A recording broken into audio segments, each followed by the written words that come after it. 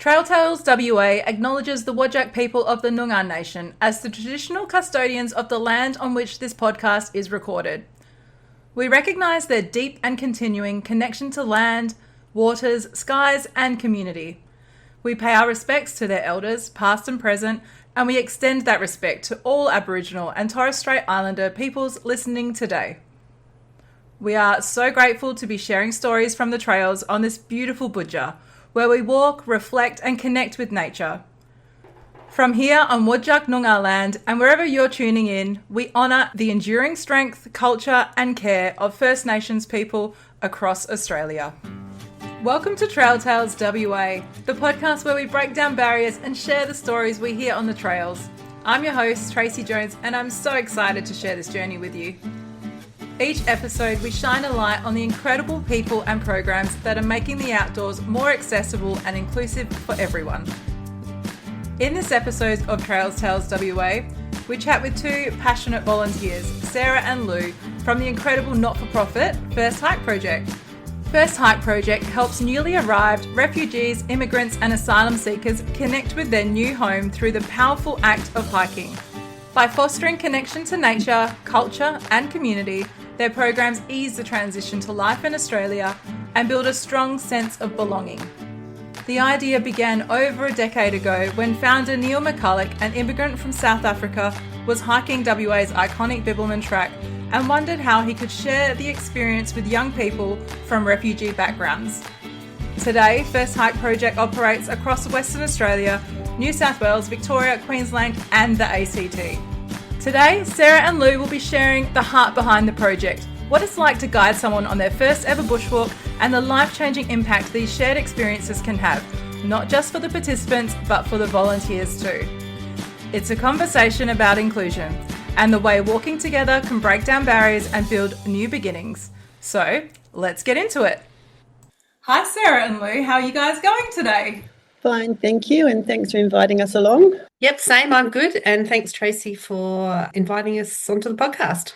No problem, guys. I think you guys do an awesome job and something that's really unique. So I'd really love to share your story and share what you guys are doing with more people. So first of all, can I get you please to introduce yourselves and tell us how you got involved with First Hike Project? Lou, would you like to go first? Yeah, sure. I guess I love hiking. I've always been a hiker. And one of these days, this thing popped up on the socials about First Hike Project. And I thought, what's this all about? Did a bit of a dive into it and thought, this is great. So I went along to an info night and signed up that night as a volunteer. So that would have been back in 2018, I think. And before I knew it, I was involved in helping organise hikes. The first of which was a crazy, huge, fun, manic overnight hike to Wellington Dam with 25 participants, which is a little bit large, but it was great. Met a lot of other volunteers that time, a lot of which are still with the organisation. Made some great friendships, and just watching these young people engage with each other, with us, just made me think this is the right thing that I want to be involved with. Neil is the main man, as we say at First Hike Project. He was based in Perth. He needed some help with the organisation, so he did ask me if I would mind helping out, which put my hand up and said, show me how, I'm happy to. But then around COVID, he had to relocate his family back to the eastern states and asked me if I, thought that there was any of the volunteers that might be interested in helping. I immediately thought of Sarah. We'd had some great connections on our hikes, and also our other coordinator, Anne. Good thing about Anne is you get a 2-for-1 deal with her because her husband is also a volunteer. Nice, love that. So I think between Sarah, myself and Anne, I think we're a pretty good team. We've all got our strengths to get through everything we need, and it's been a joyful ride ever since. Oh, amazing. It sounds like it's been pretty impactful for you. And like you said, it's about the feeling that we get out of what we're doing. Yeah, definitely. And Sarah, how did you become involved? So similar to Lou, actually. As you know, I've got a background in hiking and guiding as well, and it just popped up on my socials one day and I was like, what's this thing? And for me, it ticked a couple of boxes. One was the being out in nature and hiking and introing other people to that. But the other one for me was about helping people from the background that our participants come from. I'd always felt a lot of empathy for new migrants and particularly people from refugee backgrounds, and had been looking for something that I could do to help them. And yeah, this just seemed like the obvious choice. So that was my intro. My first in-person intro was actually a volunteers hike. And lo and behold, there were so many people on that who were like 1 degree of separation from me, very strong representation from the Hills community where I live, which is great. So, for me, I've also solidified some friendships, and that's been a real positive for me, let alone what we can offer the participants. So yeah, that sounds amazing. And I know you both personally and professionally, and just know how passionate you are about nature and inclusion. So this just absolutely seems like a perfect fit for you. Can you explain to me why you think connecting refugees to the outdoors is such a powerful idea? With the young people we take out, a lot of them are refugees, asylum seekers, but there's also migrants as well that have come here through choice, not through life circumstances dealing them a really bad blow. So we meet a lot of people from all sorts of backgrounds and cultures.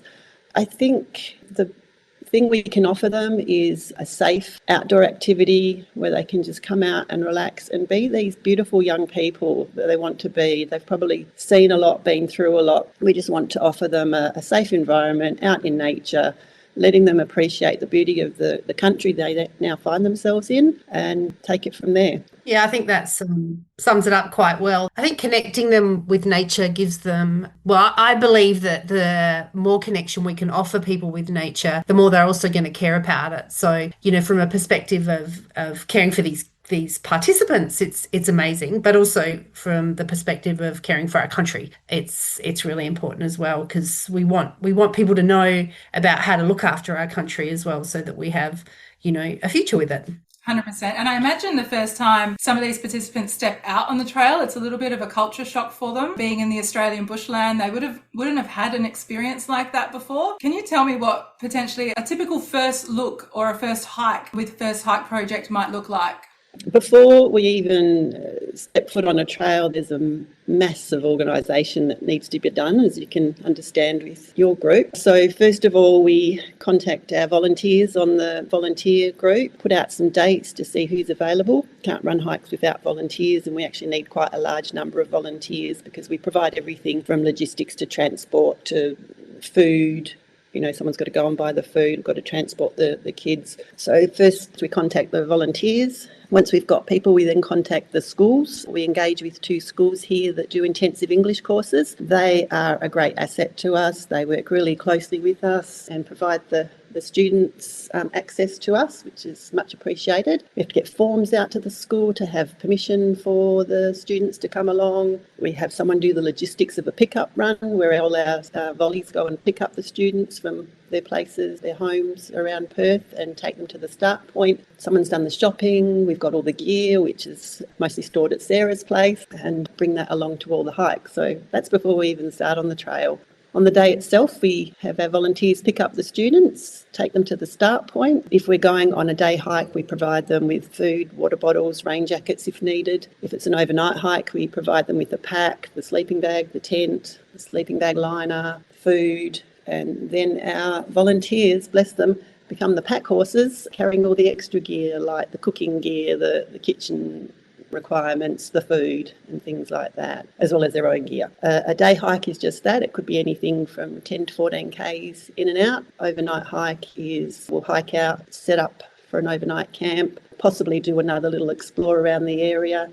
And I think the highlight of the hike is sitting around a campfire at night. Oh, everyone loves to sit around a campfire and reflect on their day and connect. I know some of my favourite memories out on the trail is, at the end of the day, sitting around those mesmerising flames and just thinking about the day and having a good old chat. But Lou, it sounds like it's quite a huge task to coordinate and execute these experiences, which just shows to me how passionate the First Hike Project volunteers really are, because you're giving up your time to also do this for these participants. Definitely.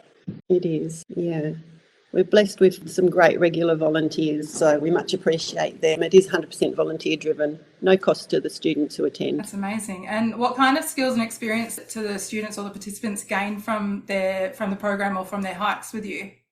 Well, the kids or participants, vary a lot in how fit they are. So if they don't have great fitness, just that can be a challenge for some of them. And, obviously that feeling of accomplishment when they do successfully complete something that's out of their comfort zone, we all know about that. It's amazing. So that's definitely one skill that they gain. I think the trust. So, trusting a group like us to take them out there can be a really big thing when you come to a new country. And that extends right back to the families, because the families are trusting us to take these young people out there, albeit most of them are around adult age. But, different cultural expectations and things like that. Some of the participants that we've had have never done something like this, particularly at night time away from their families. So, yeah, huge amount of trust, but also, gaining that trust in our outdoors and learning that coming across our wildlife, for example, doesn't have to be a scary experience, albeit they usually still leap higher than the kangaroos when they see one. But we've had experiences with snakes as well, which was interesting to say the least. But yeah, and of course the skills for overnight hiking, if it's an overnight hike, learning how to put up a tent and how to be a little bit uncomfortable in the outdoors. A lot of them, even though they might have come from backgrounds that could have been perhaps more rural based, a lot of them haven't spent time actually, on the land. They've quite different. And in fact, some of them might have come from areas where it was quite dangerous to head out away from civilization. So yeah, definitely new skills for them. And also just because these participants aren't necessarily all from the same cultural groups, they can be from a variety. They're also learning to interact with each other. They go to the same schools, but at schools, what we tend to find is they stay in their little subgroups. That's that comfort zone, as we know. But out there, we kind of break down the barriers and, we're all just one sitting around that campfire. And, it's a wonderful experience, because that's often when, the shields come down a little bit and they start talking and perhaps revealing themselves as well without being prompted. We're very careful not to go there as volunteers. We're there, to take them out into this environment and facilitate their experience, not to open up any past negative experiences they might have in life or anything like that. But yeah. Lou, anything to add to that? No, I think that's a good summary. Yeah, interesting point that we let the students direct conversations in most cases. We don't want to, as Sarah mentioned, open up any bad memories or tough situations they've gone through. We want to make it a positive experience and let them know they're safe with us. Yeah, it sounds like quite a beautiful experience for them. And it also sounds like First Hike Project are actually breaking down barriers in more ways than you think, just by those conversations around the campfires from different cultures integrating with each other in this experience, which is just really beautiful. So just whilst we're talking about inclusion a little bit more, can you share with me how First Hike Project ensures that the hikes are inclusive and supportive, especially for those that have never been on a trail before? Historically, we have done some female-only hikes. These became important, and we really are overdue to do another one, because there are certain cultural groups that we offer hikes to, and their culture dictates that, females shouldn't be out alone or in mixed company, particularly overnight. I've learned a lot from some of these girls by speaking to them about why. I was a bit confused one day about why these girls couldn't stay overnight when they were with us, and we had, girls camp, we had boys camp, everything was separate, volunteers in between, sleeping with one ear open, listening for anything. But these students are the most, I don't know how to describe it, respectful of their own culture and their own background, and just probably wouldn't go there like some Australian teenagers might do. But the fact that we have support from the school helps us a lot to get that trust, as Sarah mentioned, from the parents. So if we can offer something like a female-only hike, I think that will gain more trust. We also take into consideration little things like religion. If they need prayer breaks, we'll organise times for the prayers to be held. Food-wise, we have halal students coming along. All food is halal. Certainly make provisions for those to make it all-inclusive for everyone. That's amazing, and it just would absolutely just make them feel really welcome and at ease. And like you said before, it's all about building the trust. So they have trust in your organisation and in you guys as their hike leaders or the volunteers. So they just keep coming back, I imagine. Yes. One of the schools, well, the schools work a little bit differently on how they select the kids for the hike, because basically we let the schools do that process. So, sometimes they do it on sort of merit base, how well the kids are, not necessarily how well they're actually performing at school, but, whether they're turning up, or they'll use it as a bit of an incentive, to drive them in their education. And then one of the other schools will do it more, or historically has done it more based on what their social needs perhaps are, and if kids are more vulnerable. So part of that process we do kind of leave up to schools, but we've been pretty happy with how it's worked to date in terms of inclusiveness. It seems to have covered most bases. The kids would love to return every hike, but what tends to happen is once they move out of the ESL program and into the mainstream education at those schools, we then take the new intake, if you like, in the ESL. So we have this continual sort of flux of different participants coming through, albeit sometimes we'll be seeing siblings and stuff like that who might be coming through in a different group. So yeah, it's quite lovely. Yeah. Oh, amazing. No, it sounds amazing. And I have seen something on your socials that it was about a guide training workshop that you guys delivered for some of these participants. Can you tell me a little bit more about that? We were lucky enough to get some funding through a grant to run this program, which essentially was another amazing idea of Neil's, our founder. So to select some suitable participants to become guides. So we developed a program. We did that with the help of the Bibbulmun Track Foundation, actually. So that was amazing. We did some training through them and then established our own program, making it very practical, taking the participants out onto the track as many times as they needed, really, to tick off the box and get them feeling comfortable to become guides. So we had 3 in the first intake, all amazing young people, and they have all remained with First Hike Project now as volunteer guides. And some of them have also branched off, sort of doing their own thing as well, being amazing leaders within their own communities. So yeah, I'm sure, Lou, you've probably got some more to add to that, I think. The 3 that we sort of offered the participant to guide program to, as Sarah mentioned, they're amazing young people.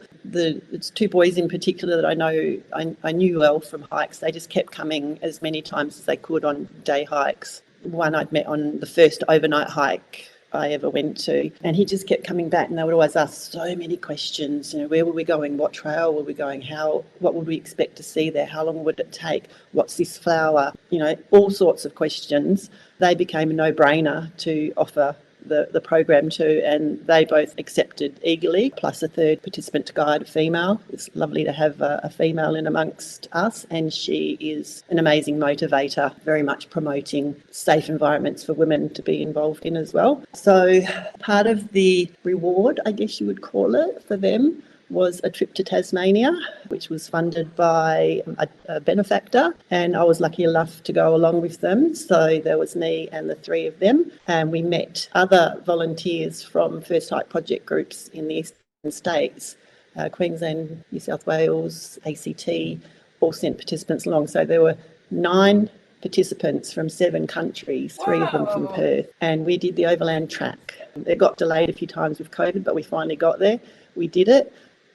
As part of that overland track adventure, these 3 participants to guides, we set them challenges every day to lead us along the track. Even though we had a professional guide with us, he was amazing too. He would sit down with them, go through the map, show them places that we were heading to, told them to pick out where are we going to stop for morning tea, where are we going to stop for lunch, how long is it going to take us to get there, where can we get water along the way. So they all did a big dive into that and just were amazing.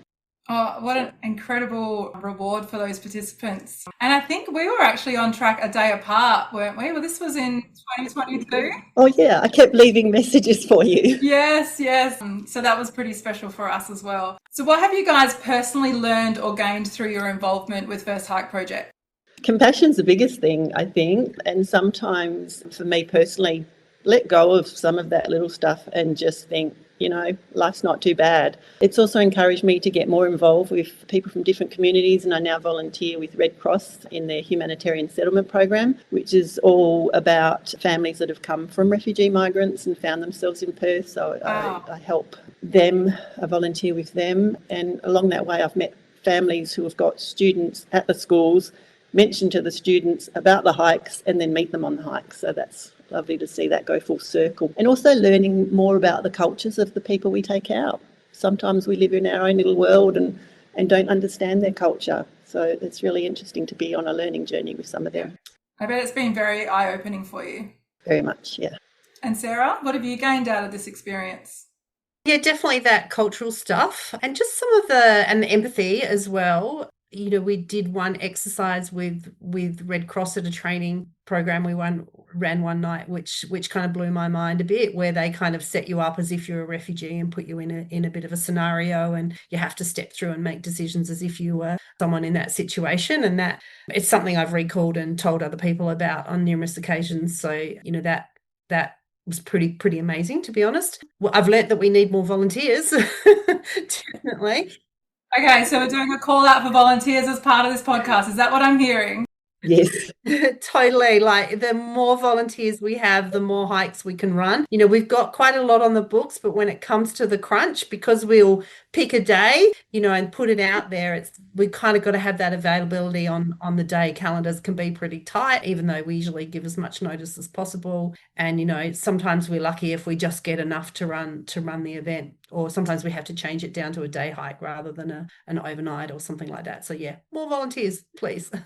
I will put my hand up, and like you've just said, though, very busy, but I would love to. If I'm available, I will be there, because I think this program has so much impact and is so important, and I absolutely love what you guys are doing. And Neil is such a visionary for creating this so many years ago, but now that it's even nationwide, so you guys are making even more of an impact, which is incredible. Just before we go, I want to ask each of you, if you could just pick up one standout moment or story that has stayed with you during your time volunteering. And obviously we're not going to talk any specific details about the participants, but if there's one standout moment, what would you say it is? I have one that sticks in my mind because I've actually got a photo of 3 girls. Their faces aren't in the photo. I took it from behind. We were just on a day hike through near Mundaring Weir, and we'd on our way to Hewitt's Hut. We stopped for a moment after a little bit of a climb, just catching our breath. And these 3 most beautiful girls were just standing with their backs to me, staring out back towards the weir.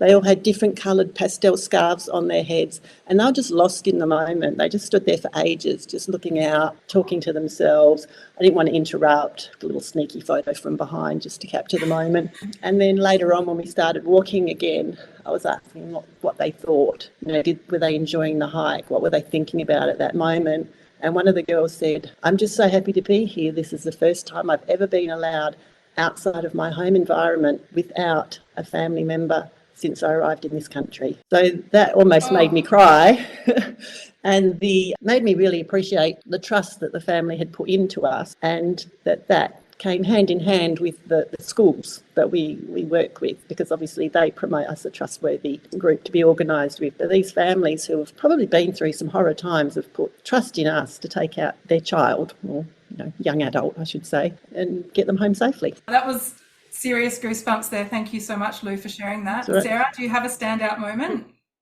Look, those 3 girls, I remember talking to them at Hewitt's. We stayed at Hewitt's, had a fire before and dinner before we left on a day hike. And yeah, you know, very, very similar feelings, but I won't repeat that one because Lou covered that one pretty well. I think other than that, it's, you know, we were very fortunate that we got funding to take a whole group of them down to the Stirling Range, and, you know, getting them that far away from Perth on such a big trip, and, you know, seeing their faces when they climbed Tallulah was just amazing, you know. And yeah.